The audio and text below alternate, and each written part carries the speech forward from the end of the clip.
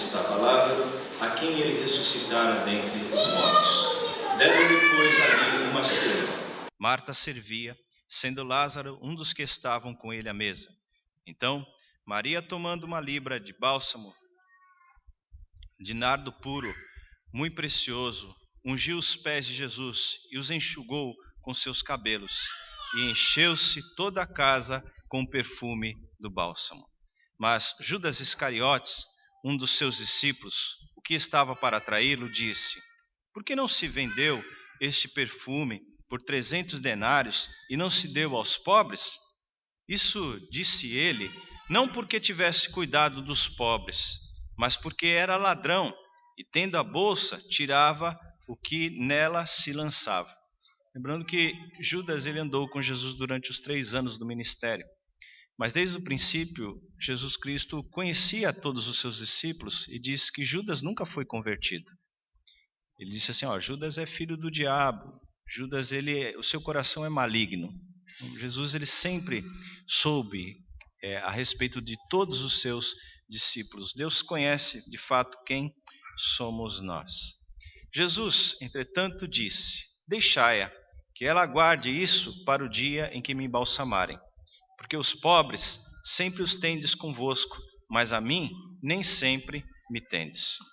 Soube numerosa multidão dos judeus que Jesus estava ali, e lá foram não por causa dele, mas também para verem Lázaro, a quem ele ressuscitara dentre os mortos.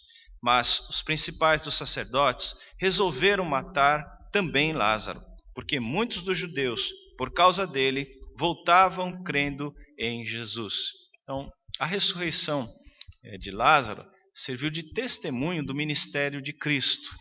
Lázaro precisou morrer para depois testemunhar a respeito de Jesus Cristo após a sua ressurreição. Verso de número 12. No dia seguinte, a numerosa multidão que viera à festa, tendo ouvido que Jesus estava de caminho para Jerusalém, tomou ramos de palmeiras e saiu ao seu encontro, clamando: Hosana, bendito que vem em nome do Senhor, e que é Rei de Israel. E Jesus, tendo conseguido um jumentinho, montou, segundo está escrito: não temas, filha de Sião, eis que o teu rei aí vem, montado em um filho de uma jumenta. Seus discípulos, a princípio, não compreenderam isto. Quando, porém, Jesus foi glorificado, então eles se lembraram de que estas coisas estavam escritas a respeito dele, e também de que isso lhe fizeram. Dava, pois, testemunho disto a multidão que estivera com ele, quando chamara Lázaro do túmulo e o levantara dentre os mortos. Por causa disso, também a multidão lhe saiu ao encontro, pois ouviu que ele fizera este sinal. De sorte que os fariseus disseram entre si: vede que nada aproveitais, eis aí vai o mundo após ele. Então eles tentavam prender a Jesus Cristo, mas o testemunho a respeito da ressurreição de Lázaro, o testemunho de Jesus Cristo falava mais alto do que a maldade dos fariseus. Verso de número 20. Ora, entre os que subiram para adorar durante a festa, havia alguns gregos. Estes, pois, se dirigiram a Filipe, que era de Betsaida, da Galileia, e lhe rogaram: Senhor, queremos ver Jesus. Filipe foi dizê-lo a André, e André e Filipe o comunicaram a Jesus. Respondeu-lhe Jesus: é chegada a hora de ser glorificado o Filho do Homem. Em verdade vos digo, se o grão de trigo caindo na terra não morrer, fica ele só, mas se morrer, produz muito fruto. Quem ama a sua vida, perde-a, melhor dizendo, mas aquele que odeia a sua vida neste mundo, preservá-la-á para a vida eterna. Se alguém me serve, siga-me, e onde eu estou, ali estará também o meu servo, e se alguém me servir, o Pai o honrará. Agora está angustiada a minha alma. E que direi eu? Pai, salva-me desta hora. Mas precisamente com este propósito vim para esta hora. Pai, glorifica o teu nome. Então veio uma voz do céu: eu já o glorifiquei e ainda o glorificarei. Até aqui, irmãos e irmãs.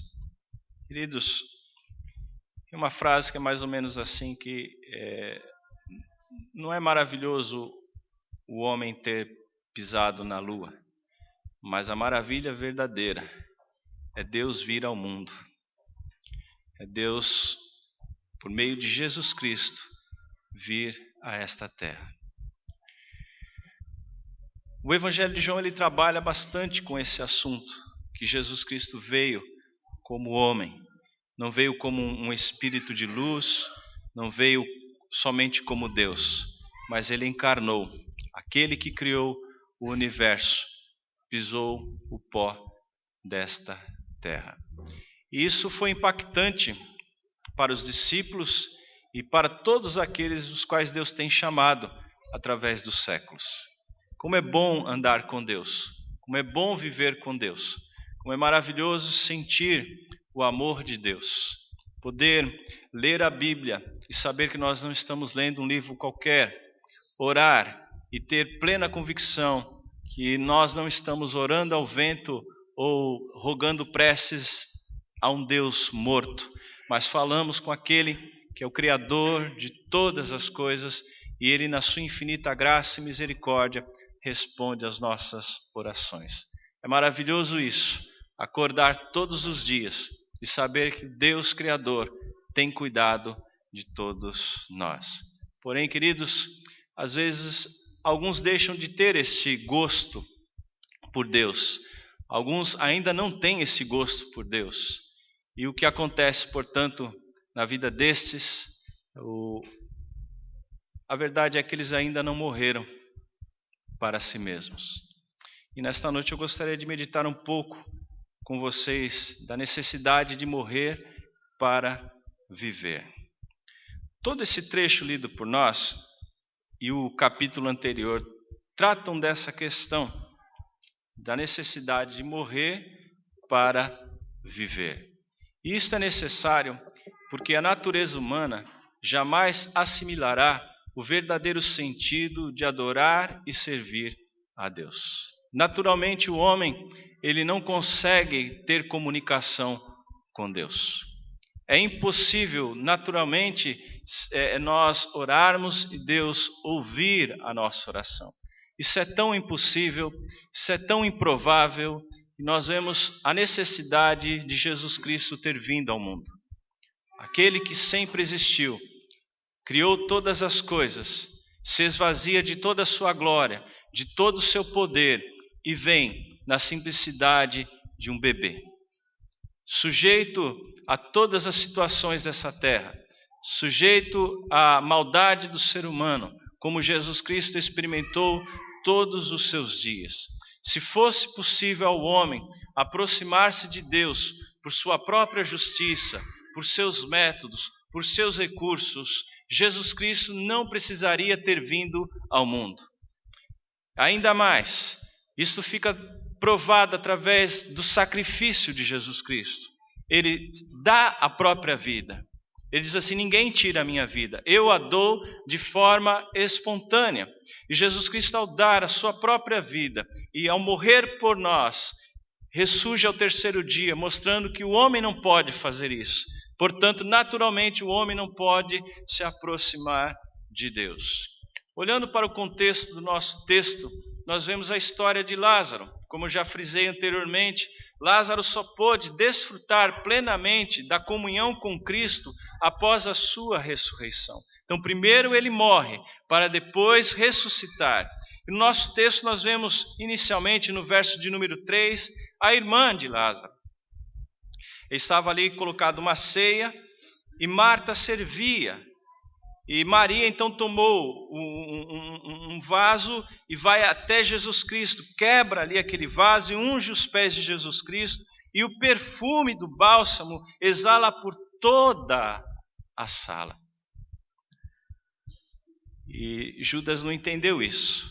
Judas ele não compreendeu essa questão, porque Judas sempre enxergou a Jesus dentro de um ponto de vista humano, dentro de um ponto de vista natural. Qual era o ponto de vista dos judeus naquele período? Ele esperava um Messias apto a governar o povo de Israel, a tirar o povo de Israel da opressão dos romanos, devolvendo assim todo o território a eles.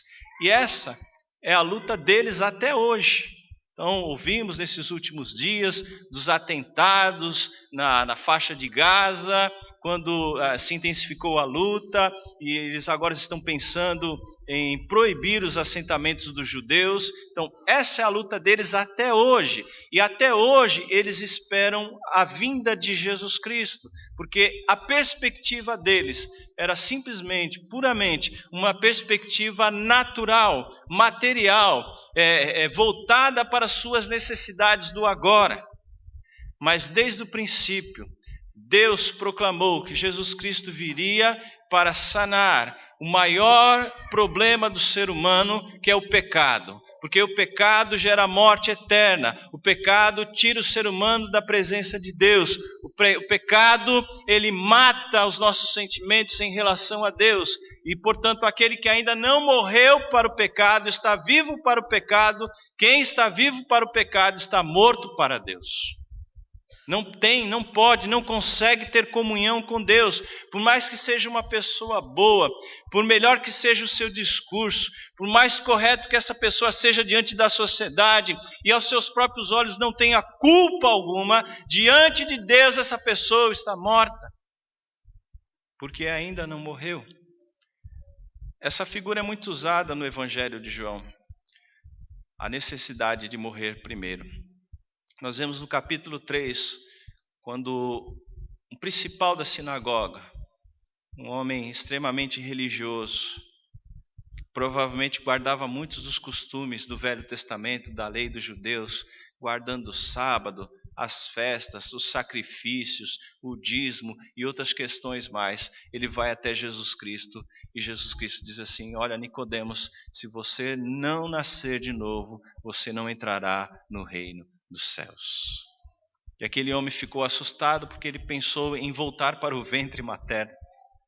E não é isso que Jesus Cristo estava falando. Jesus Cristo estava falando de restauração, de renovação, de alguém de conversão. Ou seja, antes a minha mente é focada neste mundo, antes as minhas necessidades são somente dessa terra, mas a partir do momento que eu tenho um encontro com Jesus Cristo, tudo passa, tudo muda, e agora os meus olhos são voltados aos céus. Agora eu me preocupo com a vontade de Deus, agora eu quero ser alcançado, preenchido, rico na graça e na misericórdia do amor de Deus. Nicodemos aprendeu essa lição, tanto é que no final deste evangelho ele aparece mais uma vez, indo sepultar a Cristo, não mais tendo vergonha de Jesus Cristo, mas agora abertamente ele mostra: não, eu vou a favor de Jesus Cristo, eu vou sepultá-lo. Claro que ele não possuía a clareza que nós temos hoje da ressurreição de Jesus Cristo. Então a natureza humana jamais assimilará o verdadeiro sentido de adorar e servir a Deus. Para isso nós vemos também outro testemunho. Os homens olham para a natureza e afirmam: olha, diante de tal construção do universo, da constelação das estrelas, da composição do ser humano, Deus existe. Mas esse conhecimento não leva o homem a ter verdadeira comunhão com Deus. É necessário a revelação especial que é Jesus Cristo, por meio da sua palavra, no poder e na força do Espírito Santo. Em segundo lugar, queridos, que nós podemos ver nesse texto, é que a natureza humana precisa morrer para contemplar a beleza de Deus.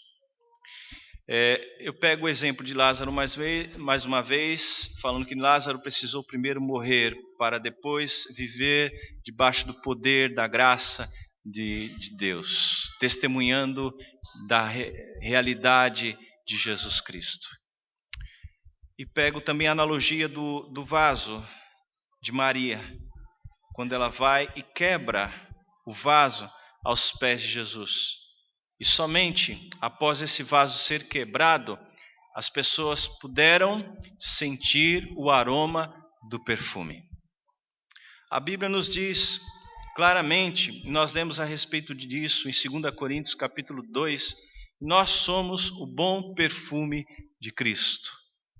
E enquanto estivermos presos neste casco, nesse casulo da nossa carnalidade, e não formos quebrados por Deus, não poderemos exalar o nosso valor, aquilo quem somos, a nossa identidade, ou seja, o perfume de Cristo. A necessidade primeiro de morrer, e Jesus Cristo ele diz isso no verso de número 24, diz assim: em verdade vos digo, se o grão de trigo caindo na terra não morrer, fica ele só, mas se morrer, produz muito fruto. Produz muito fruto. Você pode pegar um grão de trigo e limpar esse grão, colocá-lo numa mesa, ali arrumar uma luz especial, iluminando, pode adornar ao redor dele e assim enfeitar bastante esse trigo. Mas ele continuará só e continuará a ser um grão de trigo. Para ele cumprir o seu papel, para ele de fato mostrar o seu valor e revelar para que ele foi criado, ele precisa primeiro ir à terra. E lá na escuridão, ele vai se desenvolver. Lá, ele morrerá e nascerá. Assim, é todo aquele que é chamado por Deus também. Se nós não morrermos para o pecado, não poderemos viver para Deus. Romanos capítulo 14, verso 8 diz assim: porque se vivemos, para o Senhor vivemos. Se morremos, para o Senhor morremos. Quer, pois, vivamos ou morramos, somos do Senhor. Foi precisamente para esse fim que Cristo morreu e ressurgiu, para ser Senhor, tanto de mortos como de vivos. E em 1 Coríntios capítulo 15, verso 36 diz assim: insensato, o que semeais não nasce se primeiro não morrer.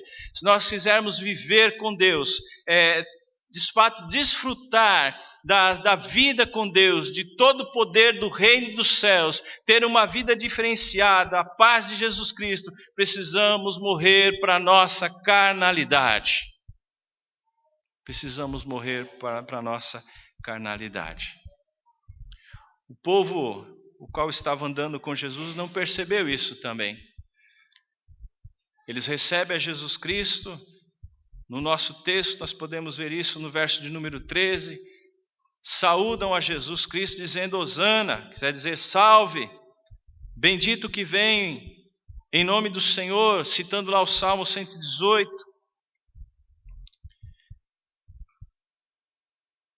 Falavam de Deus, cantavam para Deus, mas não morreram para Deus. E portanto eles rejeitaram a Cristo. Nesses dias cantando, e dias mais tarde gritando contra Jesus Cristo. Aqueles que aplaudiram foram também os que sentenciaram Jesus Cristo à morte. O homem sem Deus é assim. Um dia está lá em cima, outro dia lá embaixo. Um dia ele glorifica a Deus, outro dia ele amaldiçoa. Um dia ele anda com Deus, outro dia ele abandona a Deus.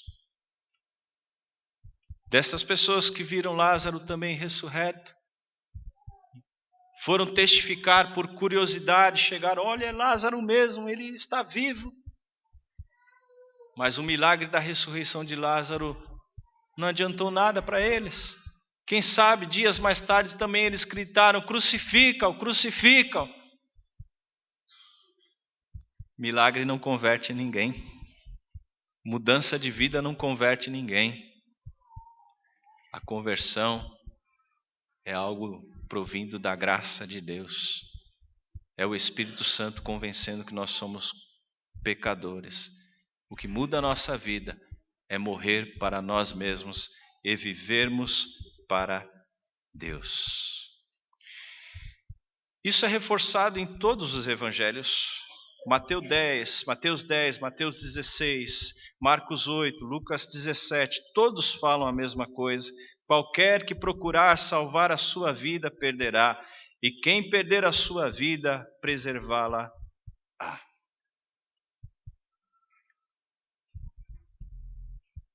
Você tem vivido para Deus? Podemos pegar um exemplo lá do Velho Testamento, em 1 Samuel capítulo 2, verso 29. Por que, pois, pisais aos meus sacrifícios, as minhas ofertas, que ordenei se me fizessem na minha morada? E tu, por que honras a teus filhos mais do que a mim?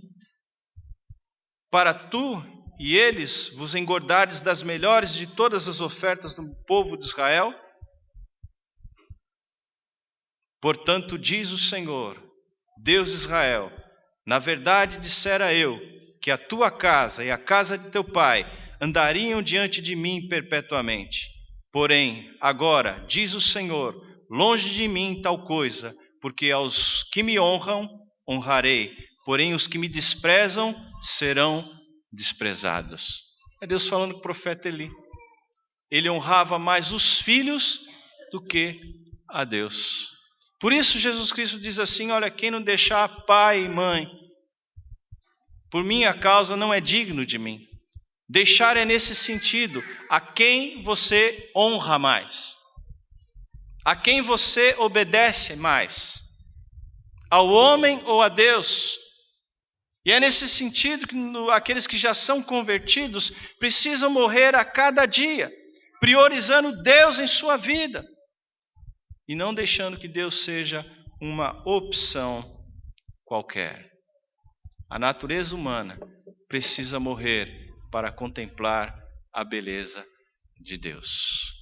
E em terceiro, queridos, a natureza humana morrendo é o início da vida abundante com Deus. Os discípulos, eles não entenderam muito bem tudo o que estava acontecendo naqueles dias. E o nosso texto fala que eles foram entender somente após a ressurreição de Jesus Cristo.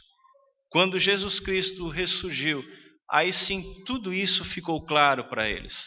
Que o reino de Deus, a vida com Deus, não consiste nos prazeres, nos valores dos homens, mas consiste sim nos prazeres e nos valores do reino de Deus, que já são estabelecidos antes da fundação do mundo e foram dados por Deus para nos abençoar no tempo presente, mas não visando somente a nossa vida nessa terra, visando sim a nossa vida aqui e a eternidade com Deus. A partir do momento em que eu olho para Deus e vejo que eu sou pecador e que Ele é santo, é puro, é justo em todos os caminhos e portanto eu sinto tristeza pelos meus pecados e passo a perceber que não vale a pena viver nesse mundo obedecendo ao meu coração e vivendo segundo as minhas regras. A partir desse momento, quando o Espírito Santo esclarece a todos nós e nesse mundo não há salvação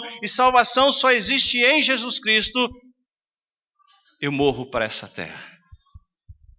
Daí eu começo a ter vida e vida em abundância. A minha vida ganha uma perspectiva nova. Valores novos conduzem o meu coração, regem a minha vida. Jesus Cristo no texto aqui mostra que ele estava profundamente triste, porque ele sabia do que iria ocorrer. Eu vou morrer. Claro, queridos, que Jesus não tinha medo da morte. Ele sabia que iria ressuscitar. E todos nós já vimos que a tristeza de Jesus Cristo era tristeza por causa dos pecados. Ele nunca pecou. Ele nunca fez nada de errado. Mas todos os nossos pecados caíram sobre Jesus Cristo. E o texto de Isaías nos diz que ele foi transpassado por nossas transgressões. Não somente a questão física, mas a questão do espírito. E ele deixa de ter com Deus os benefícios da comunhão por nossa causa. A minha alma está profundamente triste até a morte, disse Jesus em Mateus capítulo 26. E nesse momento em que Jesus, no verso 27, diz que a minha alma está angustiada, Ele nos ensina: eu vou orar pedindo para Deus me tirar dessa hora? Não. Eu vim para isto, esse mundo. Eu vim para morrer.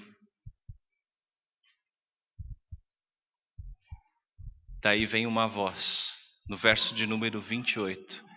Pai, glorifica o teu nome. Então veio uma voz do céu, e o que a voz dizia: eu já o tenho glorificado e o glorificarei. Aquele que entrega a sua vida a Deus e morre para esse mundo, tem uma promessa, a promessa que viverá. Ainda que morto, ressurgirá. Ainda que caído, se erguerá. Porque Deus é o que levanta. É Deus quem o coloca em pé. A angústia do porvir e a dificuldade daquele momento não era maior ou mais forte do que o amor de Deus. O amor de Deus é tão intenso, tão verdadeiro, plenamente intenso, e não há poder nesta vida, não há poder no mundo espiritual, não há poder no ser humano que possa vencer o amor de Deus. Por isso Jesus Cristo deu a sua vida. E Ele mesmo diz: eu vim para este mundo para morrer. Irmãos e irmãs, esse também é o nosso papel nessa terra. Nós não viemos a esse mundo para vivermos eternamente. Todos nós viemos a essa terra para morrer. Todos nós iremos passar pela morte. Talvez você nunca tenha pensado nisso e ache que isso é algo que está muito distante de você. Mas todos nós já nascemos com uma grande certeza: um dia iremos morrer. E aí vem a diferença. Se você vive nessa terra e acha que nunca vai morrer e não morre para os teus pecados, você vai morrer um dia, fisicamente e espiritualmente. E está destinado a você um tormento eterno, do qual ninguém aqui, nenhum ser humano, tem ideia de como será esse tormento. Jesus Cristo falou a respeito desse tormento e diz que não tem fim. E isso é destinado para aqueles que nunca morreram para Deus, mas sempre viveram para si mesmos. Agora, aqueles que neste mundo entendem que nós não somos eternos nessa terra e morrem para si, morrem para os seus pecados e entregam a sua vida a Deus, para esses está destinado algo infinitamente superior a tudo aquilo que nós temos nessa terra, que é a vida eterna. A questão é, queridos, você já morreu para os seus pecados? Ou posso usar a figura de Nicodemos: você já nasceu de novo?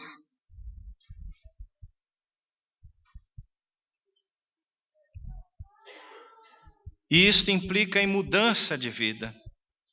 Isso implica que Deus está trabalhando em nós.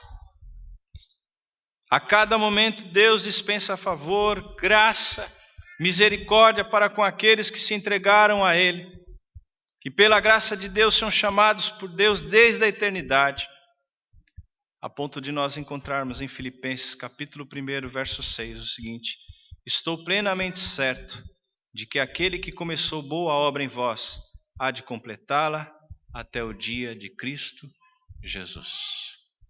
Aquele a quem honra a Deus é honrado. Aquele que não honra a Deus é desprezado.